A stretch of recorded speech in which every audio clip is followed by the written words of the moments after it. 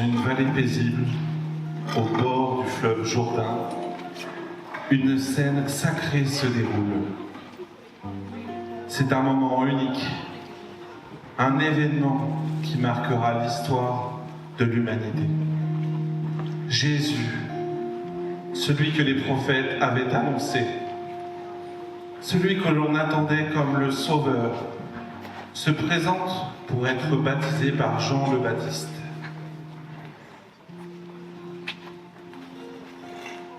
Dans cet instant de pure humilité, Jésus se soumet à l'acte même qu'il était venu accomplir pour révéler la voie de la rédemption.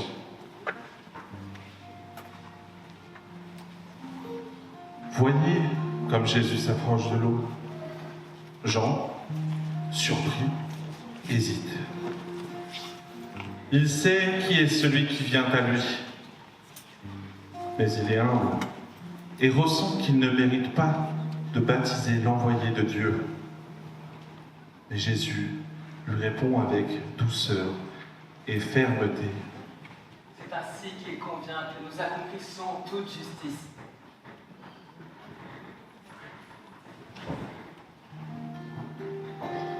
Alors que Jésus émerge des eaux du Jourdain, le ciel s'ouvre et l'Esprit de Dieu descend sur lui sous forme de colombe. Ce moment est un signe divin, une révélation. Le Père parle et tout l'univers écoute. Tu es mon Fils bien-aimé. En toi, j'ai mis toute ma joie. Par ces mots, Dieu manifeste l'accomplissement de son dessein divin. Jésus choisit de se faire l'un des nôtres et de prendre part à notre humanité. En ce geste, Jésus ouvre la voie de la purification et montre ainsi le chemin vers le ciel. Ce baptême marquait le début d'une mission divine qui allait redéfinir le rapport entre l'homme et Dieu. Ce geste si simple en apparence annonce une vie entière de dons, d'amour et de sacrifice. Jésus s'identifie aux pécheurs et dans cette humilité commence sa route vers la croix.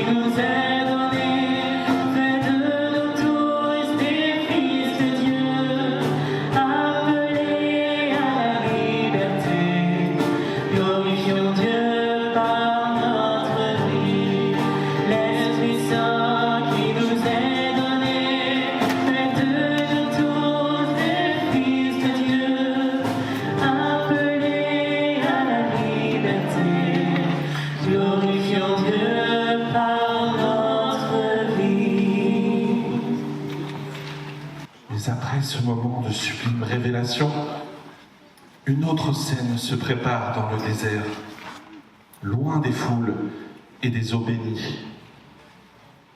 Jésus, plein de l'Esprit, est conduit dans un lieu de solitude, un endroit où la tentation l'attend. Là, il va être mis à l'épreuve, non par les hommes, mais par celui qui cherche à détourner l'humanité du chemin de la lumière, le diable.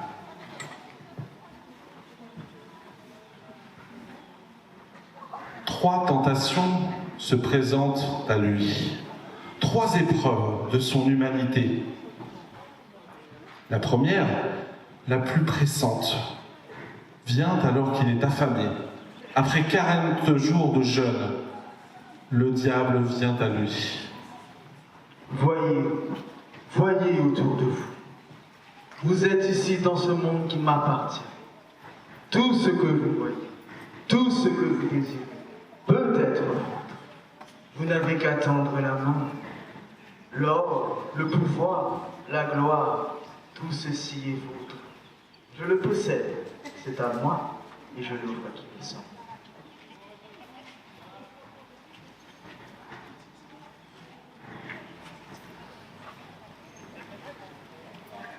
Je vous offre l'univers tout entier, les royaumes de ce monde, les honneurs, la gloire et les plaisirs.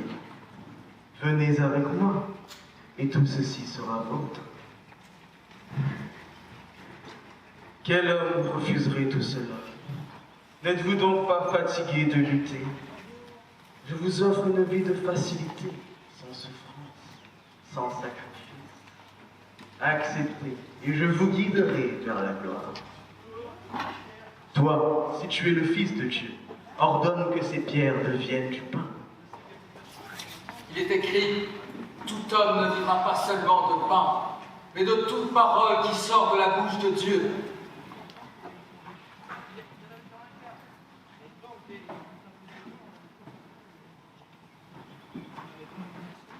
Prouve-leur ta puissance. Jette-toi le jour de ce temple. Il est écrit, il ordonnera à ses gens de te porter sur leurs mains, afin que tes pieds ne touchent pas le rocher. Il est écrit aussi, tu ne tenteras pas le Seigneur ton Dieu. Le diable, voyant que son emprise sur Jésus est vaine, tente une dernière offre. Tout ceci m'appartient, et tu le sais, et je le donne à qui bon me semble. Et je veux te l'offrir, si tu te prosternes devant moi. Retire-toi, Satan! Il est écrit, tu adoreras le Seigneur ton Dieu, et c'est lui seul que tu serviras. Ainsi, Jésus résista à toutes les tentations du malin. Il ne céda ni à la gloire, ni au pouvoir. À chaque épreuve, il répondit par la parole de Dieu, son refuge et sa force. Alors les anges vinrent et le consolèrent, car le combat du Fils de l'homme contre les ténèbres ne faisait que commencer.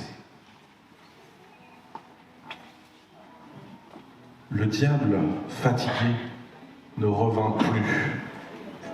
Jésus, vainqueur des tentations, est désormais prêt à accomplir sa mission, celui qui apportera la lumière et la vérité au monde.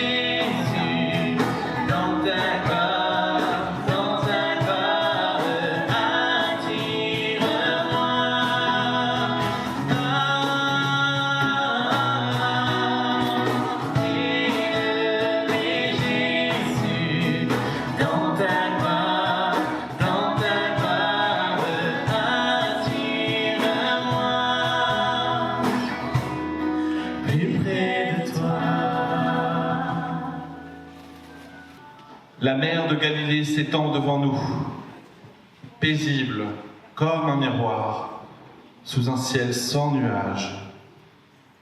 Ce matin, sur la plage, une silhouette se promène près du rivage. Un homme dont la présence bouleverse déjà le destin du monde. Jésus de Nazareth. Après avoir traversé le destin, affronté les tentations, il arrive sur les rives de Galilée. Là, sur cette mer, une rencontre va se produire qui changera à jamais la vie de 4 simples pêcheurs.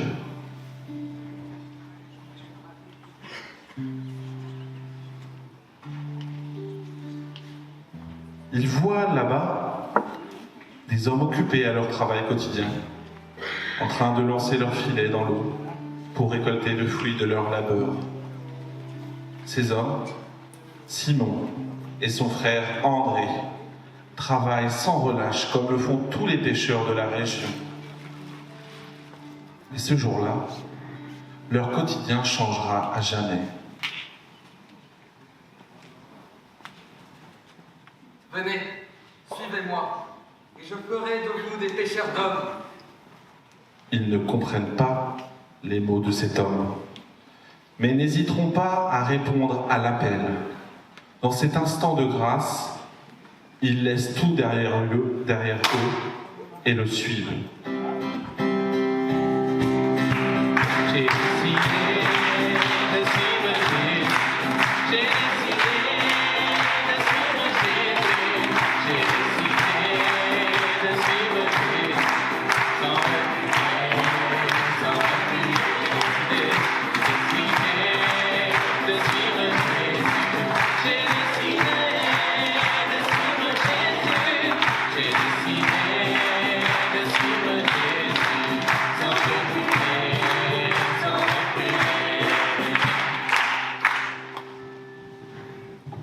Mais Jésus ne s'arrête pas là.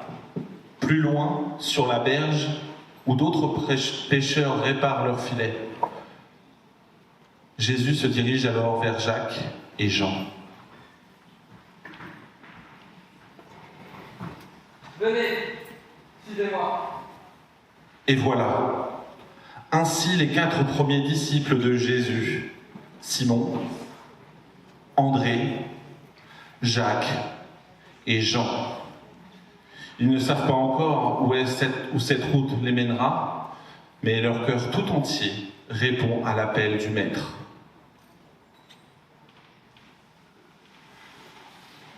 Ainsi commence l'aventure de ceux qui, par la foi, se lèveront et suivront l'appel. Et le royaume des cieux aujourd'hui s'étend à ceux qui osent marcher sur les traces de Jésus.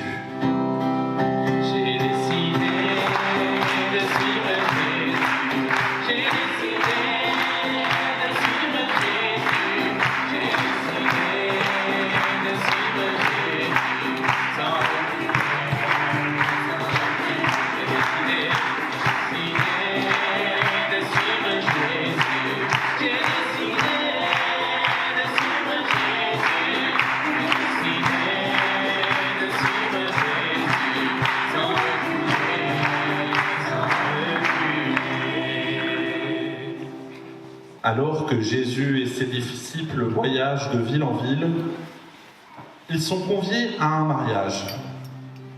Tout allait pour le mieux pour les nouveaux mariés. Tout le monde mangeait et buvait. Ils étaient heureux. Cependant, le vin vient à manquer. En ce temps-là, si un hôte venait à manquer de vin, lors de telles festivités, cela pouvait être considéré comme une honte. Alors Marie demanda au serviteur de lui apporter des jarres remplies d'eau. Et Jésus les transforma en vin. Les festivités reprirent et battèrent leur plein. Cet événement sera le premier miracle du Christ, parmi tant d'autres. Après cela, Jésus reprit le chemin pour annoncer la bonne nouvelle dans d'autres villes.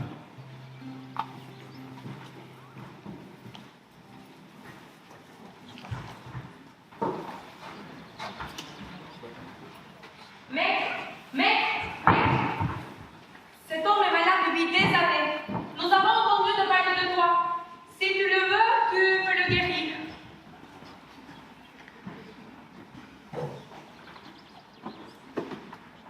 Tes péchés te sont pardonnés. Lève-toi et marche. Ta foi t'a sauvé. Il est guéri. Il peut marcher. Loué soit le Seigneur.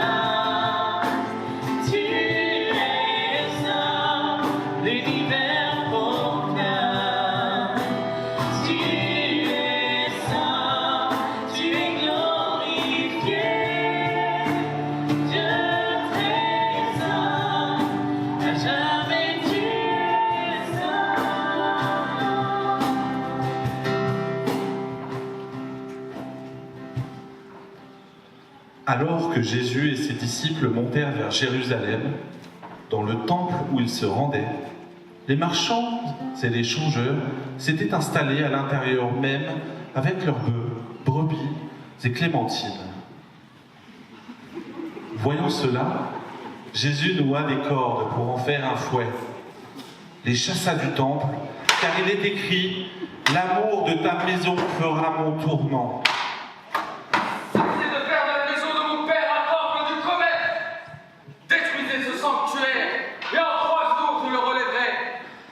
La foule se met en colère, mais un pharisien de passage le reconnut. Mais oui, c'est toi, tu blasphèmes. Il est écrit, tu ne travailleras pas en ce jour saint. Toi, tu as travaillé en ce jour saint. Il est écrit, tu ne travailles pas ni toi, ni ton fils, ni ta fille, ni ton serviteur, ni ta servante, ni ton bétail, ni l'étranger qui réside chez toi.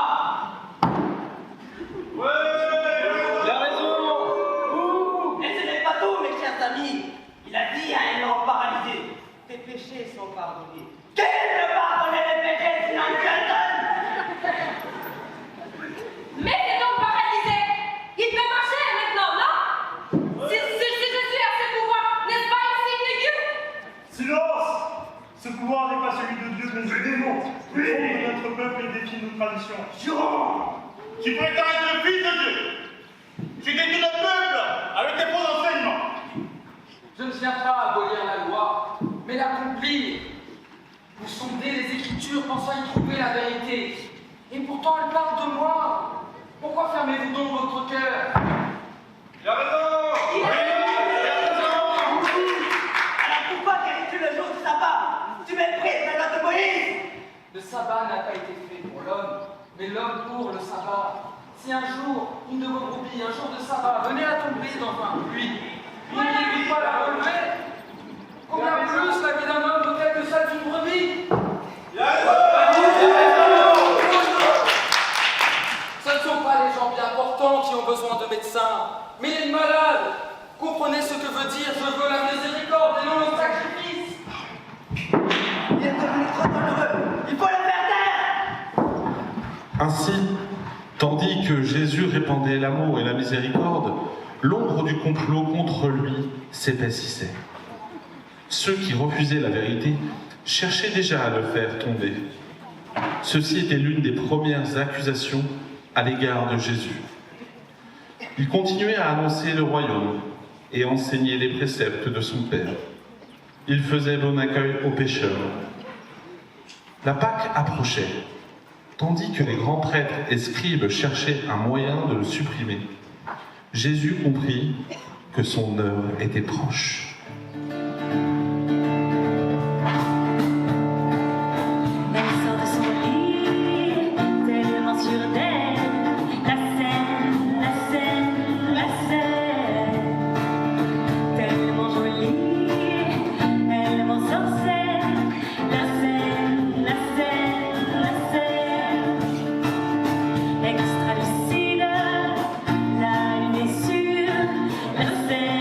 La scène,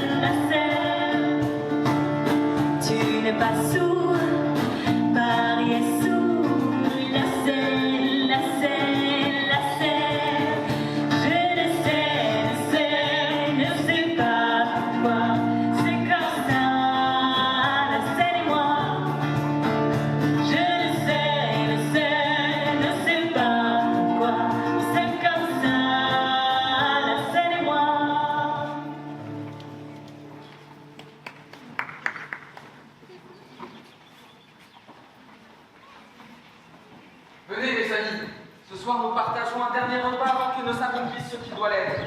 Seigneur, pourquoi dis-tu cela? Pourquoi parler d'un dernier repas? Oui, Seigneur, que veux-tu dire? Bientôt, le Fils de l'homme sera livré entre les mains des hommes. Mais ce soir, ce n'est pas la tristesse que je veux partager. C'est un dernier enseignement.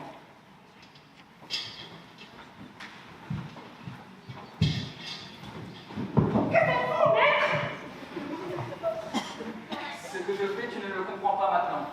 Mais tu le comprendras bientôt.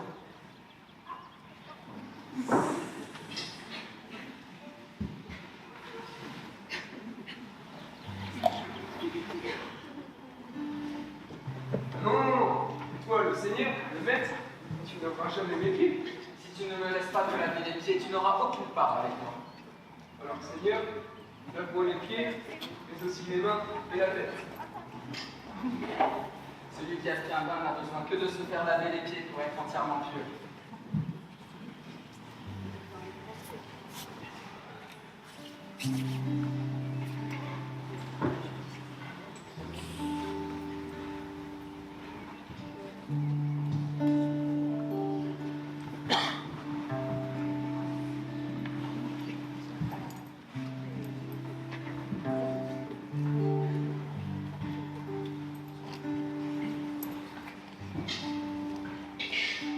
Comprenez-vous donc ce que je viens de faire pour vous? Vous m'appelez Maître et Seigneur. Et vous avez raison, car je le suis. Mais si moi, votre Seigneur, je vous lave les pieds, je veux que vous le fassiez les uns les autres. Un d'entre vous me trahira. Seigneur, qui est-ce? Est-ce moi, Seigneur? Est-ce Est-ce moi, Seigneur? Moi, Seigneur. Est-ce moi, Seigneur? Pierre, avant que le coq ne chante, tu m'auras renié 3 fois déjà. Est-ce moi, Seigneur? Tu l'as dit. Prenez, ceci est mon corps, livré pour vous. Faites cela en mémoire de moi.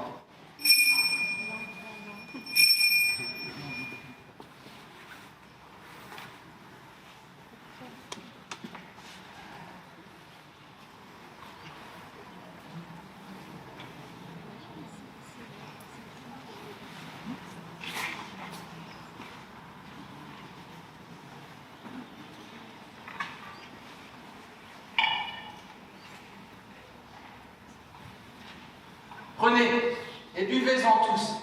Ceci, mon sang, le sang de l'Alliance, répandu en la multitude pour la rémission des péchés.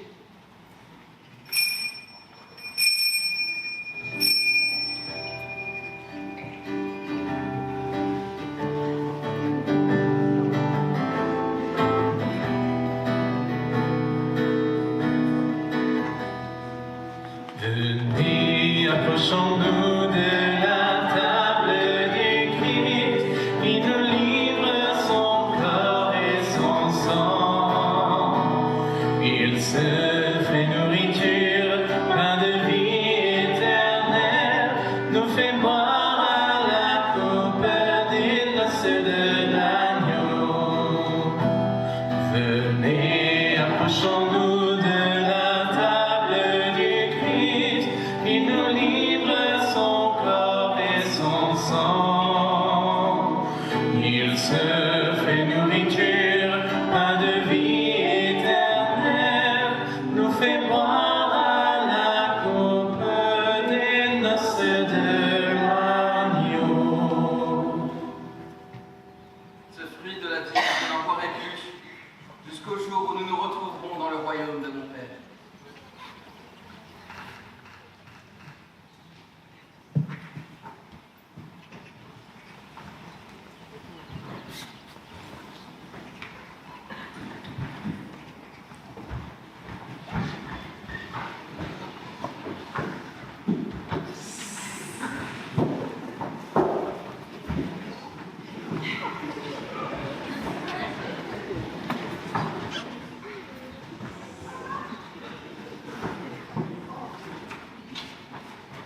Pierre, Jean, allons, l'heure est venue, suivez-moi.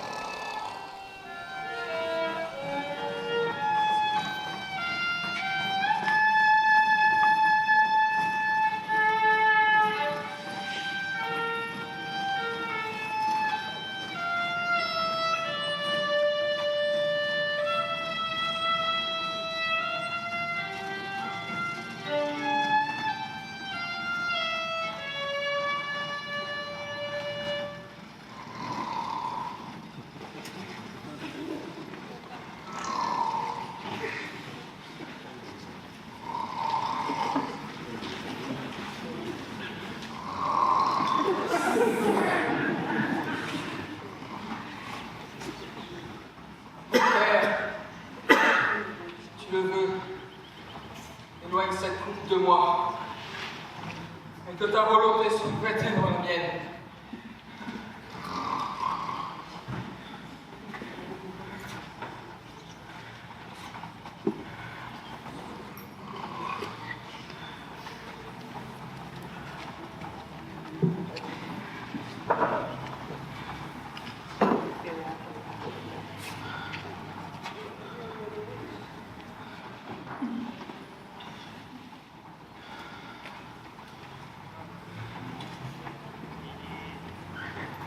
Pierre, Jean, vous dormez encore? Allez, veillez et priez pour ne pas entrer en tentation. Seigneur, nous sommes fatigués. L'esprit est ardent, mais la chair est faible.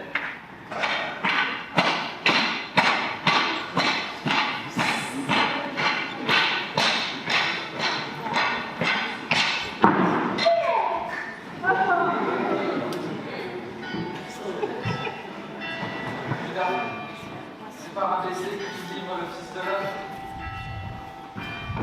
Non! Je dis attends! Rebaissez la clé, frérot! Celui qui prend l'épée périra par l'épée.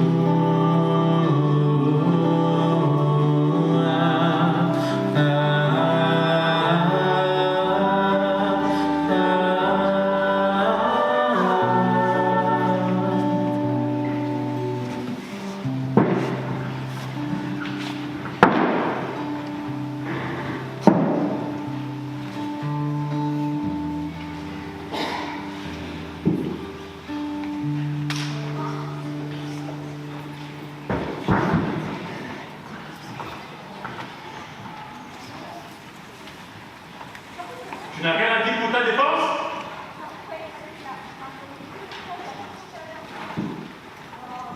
Dis-nous, tu es le Christ, le Fils de Dieu? Tu le dis. Bientôt vous verrez le Fils de l'homme assis à la droite de Dieu, en venant sur les nuées du ciel. La peur! Est-ce que nous avons besoin d'entendre des témoignages? Il mérite la mort! Toi, tu étais avec Jésus. Moi? Non, je ne le connais pas. Arrête, tu es l'un de ses disciples. Je vous dis que non, Mais si ton accent te trahit. puisque je vous dis que je ne le connais pas. Après un dernier échange de regards avec Jésus, on emmène Jésus devant Pilate. Toi, es-tu le roi des Juifs? Tu l'as dit. Peuple, crucifiez-le! Que voulez-vous? Pourquoi le crucifier? Crucifiez-le! Il n'y a aucun crime en cet homme. Crucifiez-le! Cette affaire est vôtre. Je me lave les mains du sang de cet homme.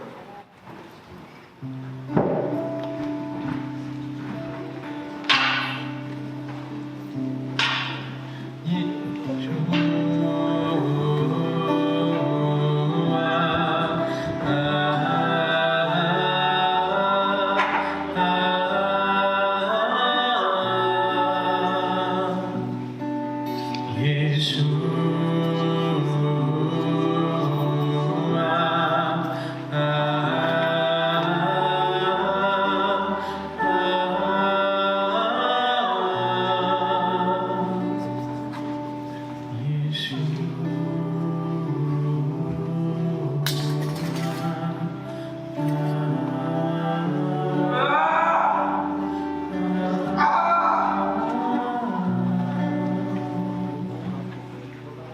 qu'une scène horrible se déroule maintenant devant nos yeux.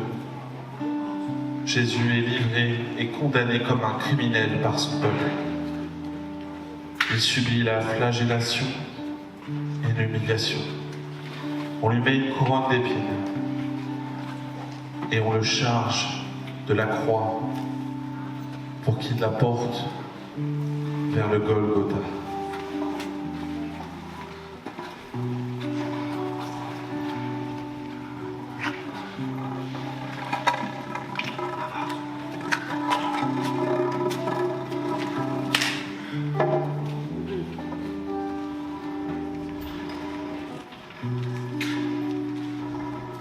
Une foule hurlante l'accompagne vers le lieu de sa crucifixion. Pour Jésus, c'est la souffrance ultime.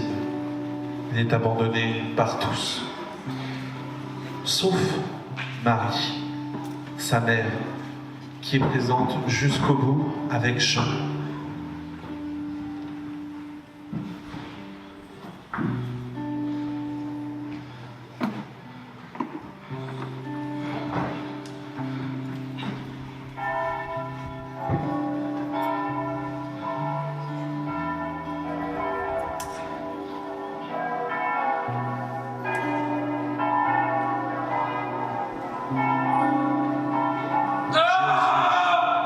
Jésus est cloué sur la croix, comme le pire des criminels, lui qui est roi des rois.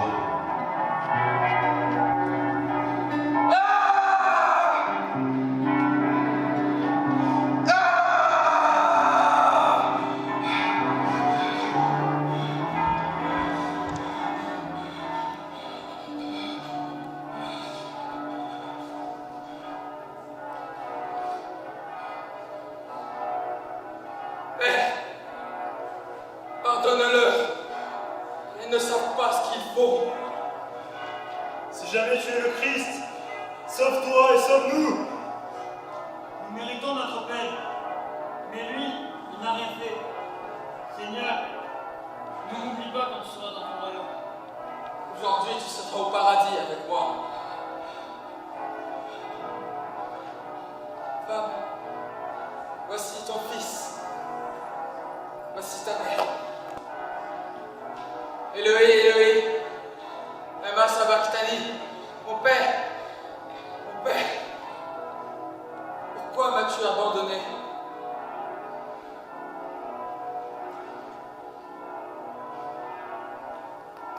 Mon père, entre tes mains, je remets mon esprit.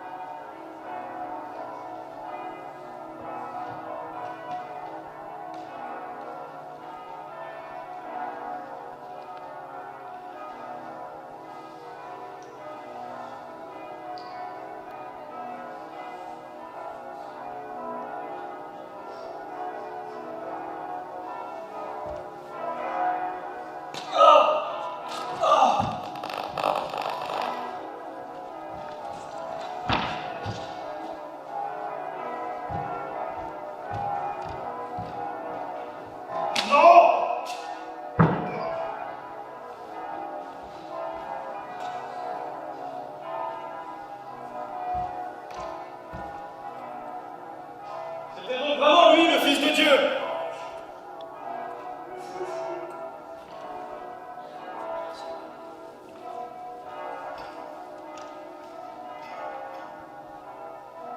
Notre Père, qui es aux cieux, que ton nom soit sanctifié, que ton règne vienne, que ta volonté soit faite sur la terre comme au ciel.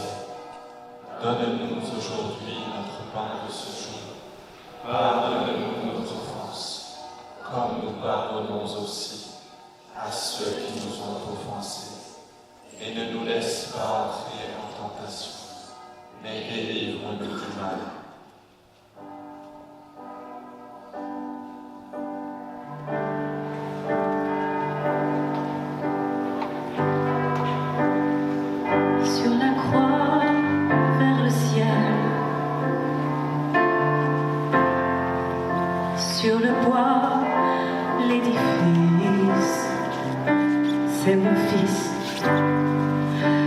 ses bras qui ruissellent.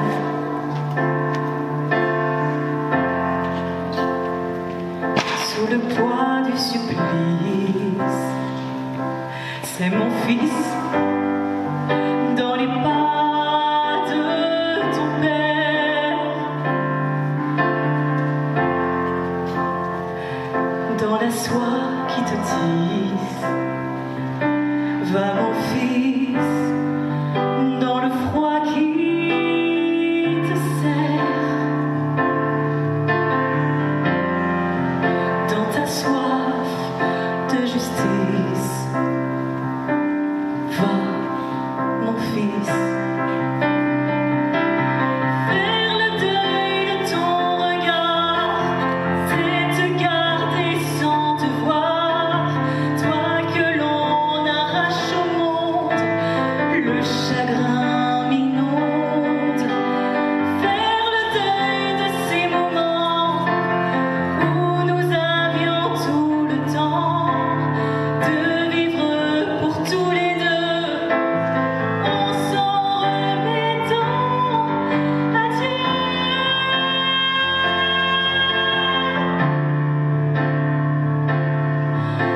Adieu.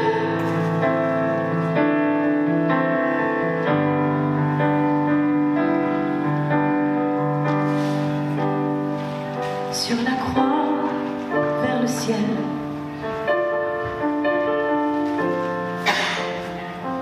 dans la voix qui t'appelle, mon fils, dans l'éclat éternel,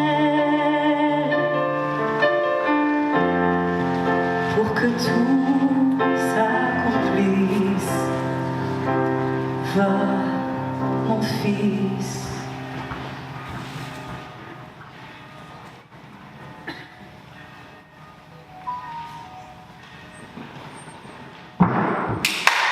Déclinez votre identité.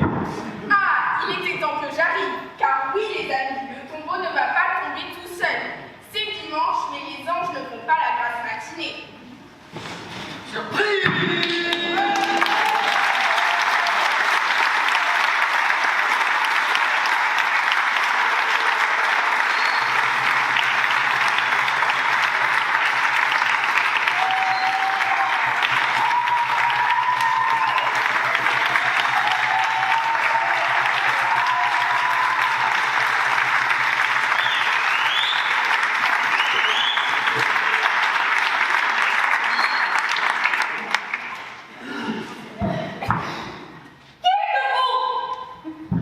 Pourquoi le tombeau de Monseigneur est-il ouvert?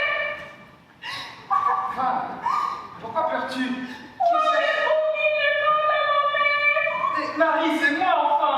Mamma mia, miracolo!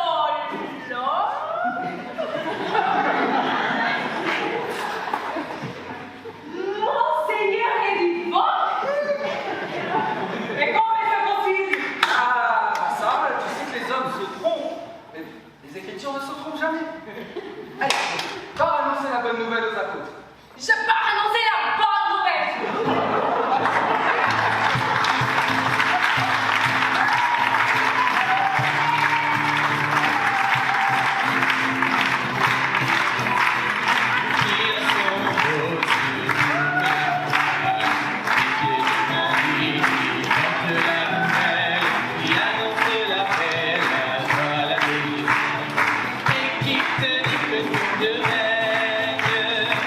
Éclater toute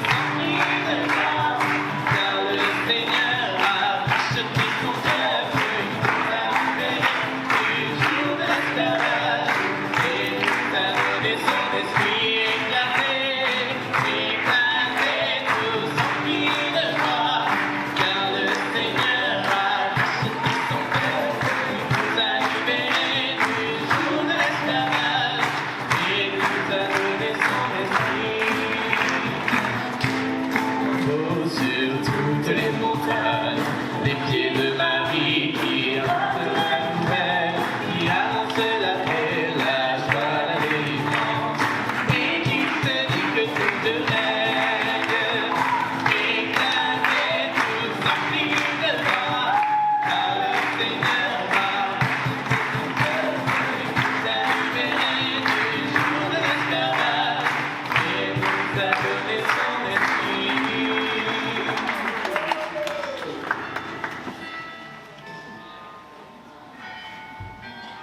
Vous n'allez pas croire vos oreilles. J'ai vu le Seigneur comme il est écrit. Jésus est ressuscité. Alors, croyez sur mes paroles. Il viendra tout à l'heure. Oh, tu dois tout ça. Et toi, souris un peu plus. Et oui, à combien par manger? Car 3 jours. Oh. Ça fait longtemps quand même. Faites chauffer le four. Aujourd'hui, c'est que... Non, c'est marqué de... Quack. Marie, la mort de Jésus nous a tous bouleversés. On ne fait pas des faux espoirs en nous disant que Jésus sera avec nous. Mais c'est vrai que ça mérite un peu de rangement.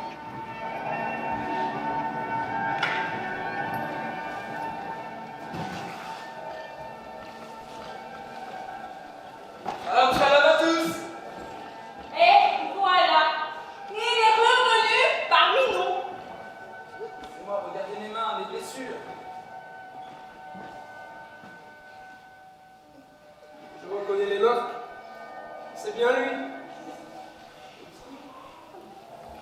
Il est grand le mystère de la foi.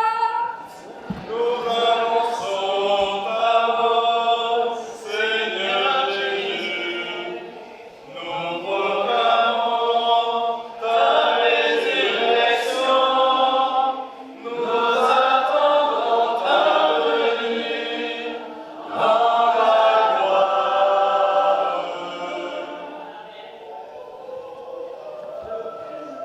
Mais qu'en est-il de ta mort alors? ¿Dónde está la muerte? ¿Dónde está mi muerte?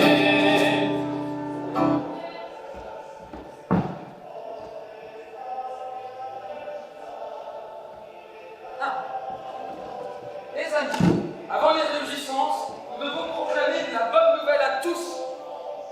Pierre, Jean, je vous envoie en mission. Mission, nous devons nous aller. Vous êtes les premiers témoins de ma résurrection. Faites proclamer l'évangile à toute la création et faites des disciples dans toutes les nations. Celui qui croira et qui sera baptisé au nom du Père, du Fils et du Saint-Esprit sera sauvé. Apprenez-leur ce que je vous ai commandé, et moi, je suis avec vous tous les jours jusqu'à la fin du monde. Bien. M'aimes-tu? Oui. Pierre, m'aimes-tu? Oui, Seigneur. Pierre, m'aimes-tu? Oui, Seigneur, je t'aime. Tiens, mon Seigneur Jésus. Très bien, voilà mon troupeau. Prends soin de mon troupeau, garde mon troupeau et guide-moi. Pierre, tu es ma pierre. Et sur cette pierre, je bâtirai mon église. Et même la puissance de la mort ne l'emportera pas sur elle. Seigneur, je serai plus fort que la pierre, le caillou même, qui servait de porte à ton tombeau. Allez, il est temps de partir en mission. Que la paix soit avec vous. Et comme le Père m'a envoyé, je vous envoie. Et n'oubliez pas, ce n'est pas une fin, c'est un commencement. Ah, et une dernière chose. Je suis le chemin de la vie, de la vérité et de la gloire.